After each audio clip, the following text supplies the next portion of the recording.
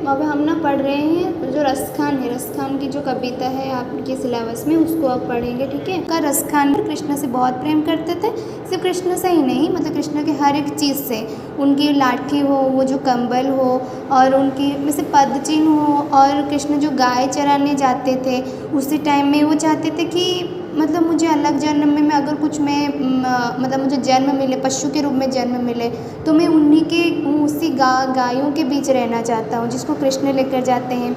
और मैं अगर मनुष्य के रूप में जन्म लेता हूँ तो फिर कृष्ण के वही जो जहाँ पे वो मतलब निवास कर रहे थे, वो जो ब्रज भूमि में, वहाँ पे मतलब रहना चाहता हूँ। तो ऐसे ही वो मतलब खुद को ना पशु पक्षी और मनुष्य ऐसे रूप में तुलना करते हैं, बस कृष्ण से जुड़ना चाहते हैं, ठीक है। तो इसी प्रकार रसखान जो है कृष्ण से बहुत प्रेम करते हैं।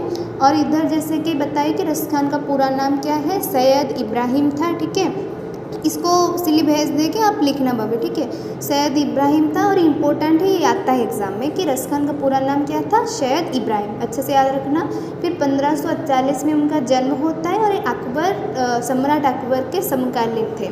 और आगे मतलब कृष्ण के बारे में ही है कि वो कृष्ण से कैसे प्रेम करते थे, और कृष्ण के जो संयोग वियोग यानी कि संयोग यानी कि कृष्ण के साथ राधा की जो प्रेम कथा हो, वियोग यानी कृष्ण मथुरा जाने के बाद जो पूरा मतलब उनके सारे गोकुल धाम में किस प्रकार स्थिति हुआ, मतलब जो पूरा सब कैसे ऐसे रोने लगे थे वियोग के समय का चित्र हो, ठीक है।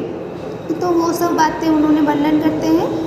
और उनका 2 रचनाएँ, 2 नहीं, शायद आप किताब में देखेंगे और एक होगा उनकी रचनाएँ, ठीक है। मैं यहाँ पे 2 लिखी हूँ, आप किताब को भी थोड़ा देखना उसके पीछे क्या है।